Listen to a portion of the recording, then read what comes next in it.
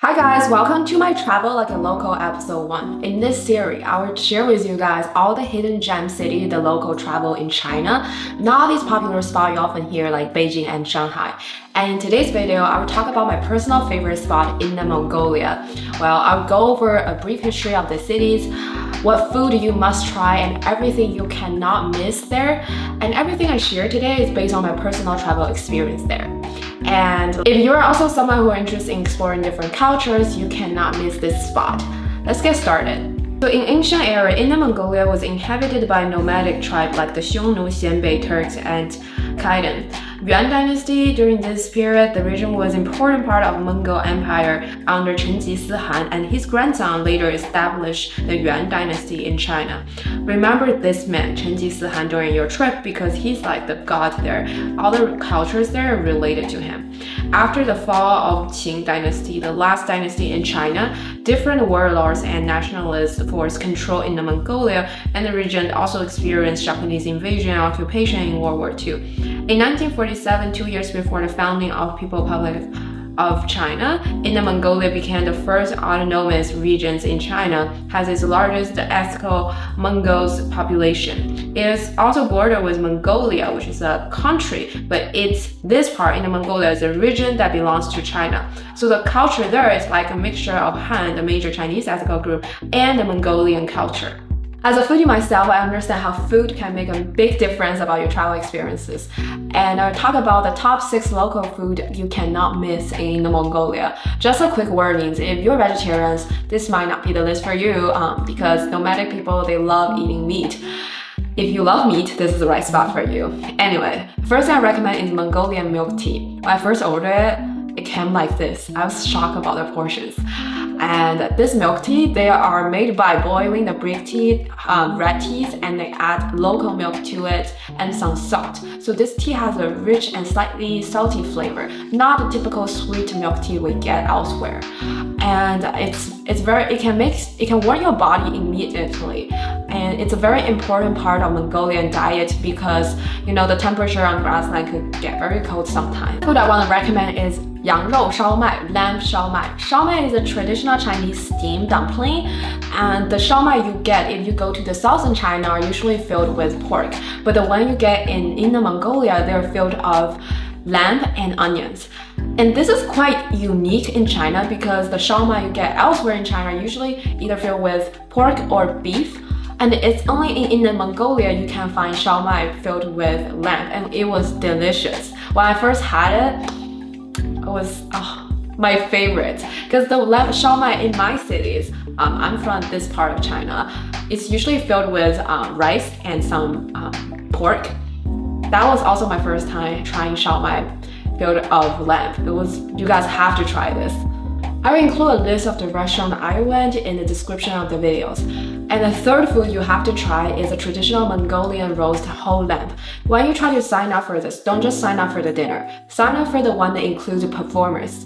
So if you sign up for that kind of parties, you get invited into this Mongolian yurt, and they will have you put on the traditional Mongolian outfit, and you get to sit around in the Mongolian yurt, and they will have different Mongolian culture performers like singing and dancing while you're having the dinner.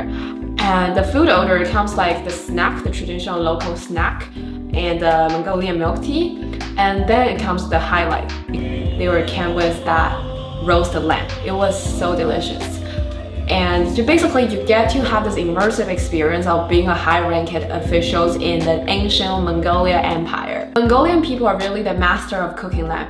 And the fourth food I recommend is冰煮羊.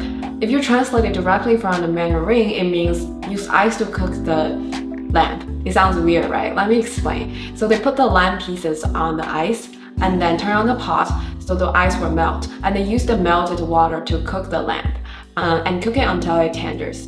And the lamb I got in Mongolia, it just tastes more juicy and tender than the typical lamb I had elsewhere in China's for hot pot. And And if you want a dipping sauce recipe, remember to subscribe to my channels. I will have another videos explaining some authentic dipping sauce Chinese use for hot pot. If you're into alcohol, you cannot miss this one, 马奶酒 kumis. It's also known as the fermented mare's milk. It's a traditional alcoholic beverages in Inner Mongolia, and it's made by fermenting the mare's milk with using lactic acid, bacteria, and yeast. And it's slightly alcoholic, 1 to 3%.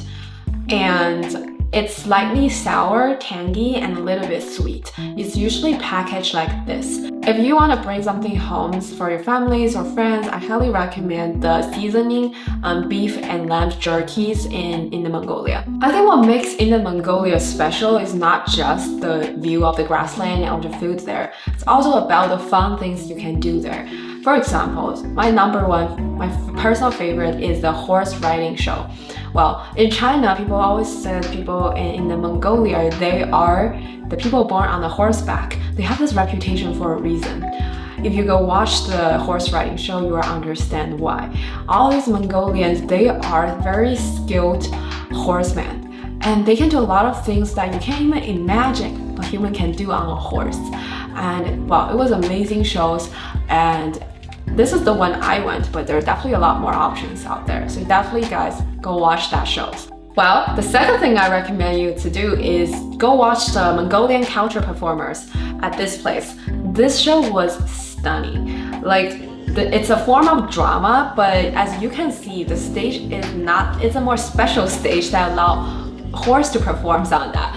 And it's a forms of, this whole drama is a form of storytelling of a Mongolian people's life from birth to marriage to death. And they also talk about some traditional Mongolian burial. And okay, there's definitely more than this.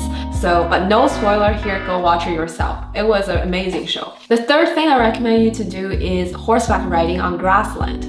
Well, horseback riding in Inner Mongolia feels a little bit different from the kind where you always have people lead your horse. Well, you will get to have more freedom and control over your horse if you do horseback riding in Inner Mongolia. And the horse is actually pretty well trained.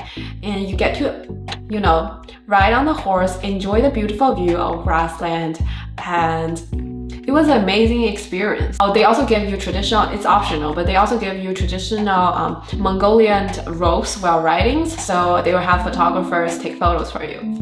So if you want good pictures, that's the options. And what about living in Inner Mongolia? Well, there's a lot of good modern hotels there. But if you want to experience the culture, I really recommend you to live in a Mongolian yurt for at least one night. If you're used to, super comfy bed and fancy hotels, maybe just one night. But if you are very into culture and you really want to soak it all in, then probably live there for a few more nights.